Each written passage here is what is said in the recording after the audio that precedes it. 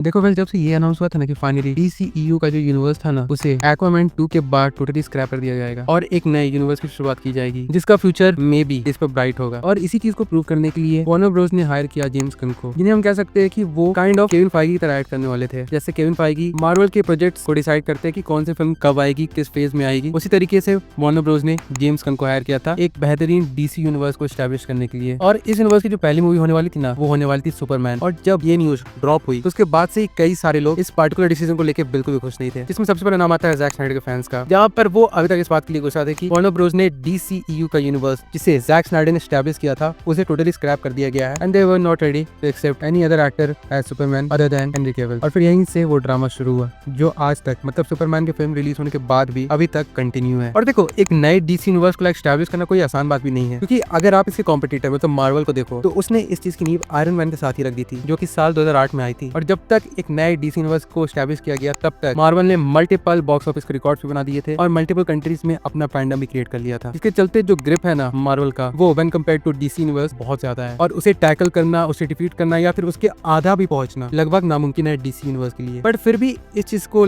Optimistic वे में लेकर James Gunn ने अपनी पहली फिल्म सुपरमैन को अनाउंस किया और ये फिल्म मेकिंग में उतरी। और जब इस फिल्म का पहला लुक आउट हुआ था, या फिर कह सकते हैं सुपरमैन का पहला लुक आउट हुआ था इस फोटो के साथ, तो इस फोटो के रिलीज होने के बाद से ही बहुत सारे ट्रोलिंग जेम्स गन को खास करके झेलनी पड़ी थी। बट उन्होंने इसी पर ध्यान नहीं दिया और उन्होंने अपने प्रोजेक्ट को बनाना कंटिन्यू रखा। एंड यस, उसे देखने के बाद, मतलब सुपरमैन 2025 को देखने के बाद हम ये जरूर से कह सकते हैं कि हाँ, ये एक डिसेंट से काफी ऊपर बट ब्रिलियंट से थोड़ा बहुत नीचे वाली फिल्म है। मतलब फिल्म के अपने कुछ प्रॉब्लम जरूर से है, पर उसका मतलब ये नहीं है कि ये फिल्म एक बुरी, एक भद्दी या फिर एक टाइम वेस्ट वाली फिल्म है, बिल्कुल भी नहीं। और जो लोग भी ये क्लेम लगा रहे हैं उन्हें फिल्म के कुछ चीजों से दिक्कत है, जिसमें सबसे पहला नाम आता है अगेन से जैक स्नाइडर के फैंस का, जहाँ पर वो किसी भी हालत में इस बात को एक्सेप्ट नहीं कर सकते कि हेनरी कैविल की सुपरमैन की कहानी ओवर हो चुकी है and this is a new era. और इसके बाद कई लोग इस फिल्म के अगेंस्ट में इसलिए है क्योंकि इस फिल्म में जिस तरह की पॉलिटिक्स को डाला गया है ना, जिसमें इमिग्रेशन और अभी वर्ल्ड में इजराइल, पैलेस्टीन, रशिया, यूक्रेन, इनके बीच में जो टेंशन चल रही है ना, उसे भी कह सकते हैं बहुत ही ज्यादा सबलिमिनल वे में दिखाया गया है। एंड इसी कारण के चलते बहुत लोग इस फिल्म को वोक भी बोल रहे हैं। बट अगर आपको इन सारी चीजों से कोई फर्क नहीं पड़ता है या फिर आप इस झमेले में नहीं पड़ना चाहते, तो डेफिनेटली ये फिल्म आपको इंप्रेस करेगी ही करेगी। डिस्पाइट कि हाँ, मैं मानता हूँ कि फिल्म में वैसे कोई ग्रैंड मोमेंट्स नहीं है बहुत ज्यादा, खास करके जो आपको सुपरमैन की तरफ फील करवाए, मतलब लाइक अ गॉड बीइंग। जैसे एग्जांपल के तौर पे अगर हम मैन ऑफ स्टील को कंसीडर करें तो वहां पर हमें जिस तरीके का सुपरमैन देखने को मिला था ना, उसकी ह्यूमन साइड बहुत कम दिखाई गई थी और उसे रियली एक गॉड लाइक क्रीचर के तौर पे ज्यादा दिखाया गया था। और मैं मानता हूँ कि बहुत लोग इस बात को ये बोलकर डिफेंड कर सकते हैं कि सुपरमैन एक्चुअली में एक गॉड लाइक बीइंग है, तो अगर उसे उस तरीके से पोर्ट्रे किया जा रहा है तो उसमें आखिर प्रॉब्लम क्या है? देखो, प्रॉब्लम कुछ नहीं है, क्योंकि मैं भी मानता हूँ कि जैक स्नाइडर ने जिस तरीके से सुपरमैन को दिखाया था ना, वो सुपरमैन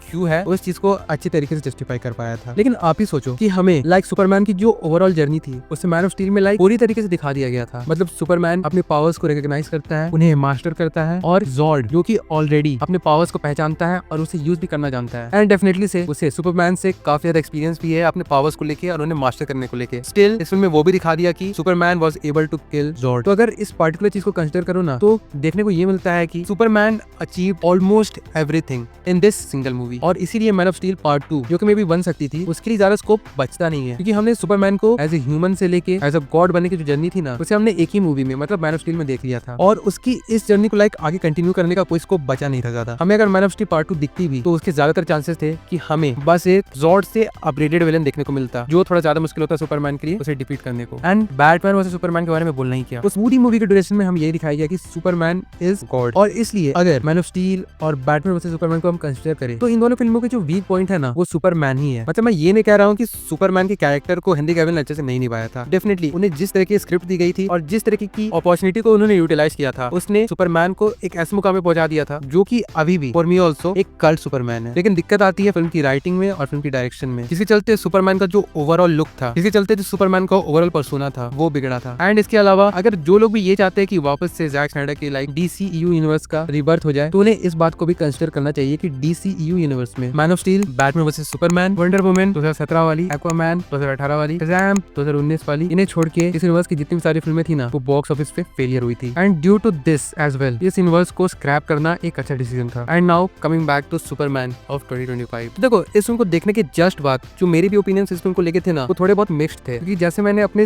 रिव्यू वीडियो में बताया था कि इस फिल्म को देखने के बाद ऐसा लग रहा था कि फिल्म में कुछ तो मिसिंग था, कुछ तो खाली बन था, जिसे मैं उस वक्त फिगर आउट नहीं कर पाया था। बट अब मैं डेफिनेटली कह सकता हूँ कि उस फिल्म में जो बात मिसिंग थी वो ये थी ना कि हमने सुपरमैन को जितनी बार भी इस मूवी में पिटते हुए देखा था ना, उसके चलते गॉड बीइंग वाला पर्सोना फेड आउट था थ्रू आउट द मूवी, जहाँ पर सुपरमैन की लाइक मॉन्स्टर्स मेटा ह्यूमन से जो लड़ाई है वो उतनी ज्यादा इम्पैक्टफुल नहीं लगती है जब आप उसे कंपेयर करेंगे मैन ऑफ स्टील के किसी भी फाइट सीक्वेंस या फिर खास करके एंड वाले फाइट सीक्वेंस से। और इसी कारण के चलते फिल्म की जो एपिकनेस है ना वो यहाँ पर कह सकते हैं काफी ज्यादा मिस हो रही थी। एंड यस, जैसा मैंने पहले भी कहा था कि इस फिल्म में सुपरमैन को उसके ह्यूमन साइड से कनेक्ट होते हुए ज्यादा दिखाया गया है। इसके चलते जो सुपरमैन गॉड लाइक बीइंग वाला पर्सोना है वो बाहर निकल के नहीं आ पाता है। और देखा जाए तो ये डिसीजन अच्छा भी था, क्योंकि आगे अगर सुपरमैन की मूवीज आएंगी तो जेम्स गन के पास बहुत ज्यादा स्कोप होगा सुपरमैन की कहानी को वो किस तरीके से आगे दिखाना चाहते हैं उस चीज के लिए। और मे भी ऐसा भी हो सकता है कि फ्यूचर में सुपरमैन को हम उसके गॉड वाले पर्सोना में भी देख सके। वेल, अभी के लिए तो हम बस वेट कर सकते हैं और होप कर सकते हैं कि सुपरमैन की कहानी अब लंबे समय तक चले। And with that in said, चलिए इस वीडियो को यहीं पे एंड करता हूँ। वेल, तो चलिए यही था मेरा एक छोटा सा ओपिनियन सुपरमैन की मूवी को लेके और उसके अराउंड जो हाइप बनी है, जो ट्रोल्स हो रहे हैं उसे भी लेके, और उसके पीछे का कारण क्या है और मुझे क्यों लगता है कि ऐसी चीजें अभी भी चल रही है। पर फिर भी चलिए, जैसे मैंने बताया ये तो मेरा अपना एक पर्सनल ओपिनियन है। अगर इस बारे में आपका भी कुछ सोचना है तो आप भी कमेंट करके जरूर से बताइएगा। बाकी फिर चलिए मिलते हैं बहुत जल्द एक और वीडियो के साथ। तब तक के लिए बाय।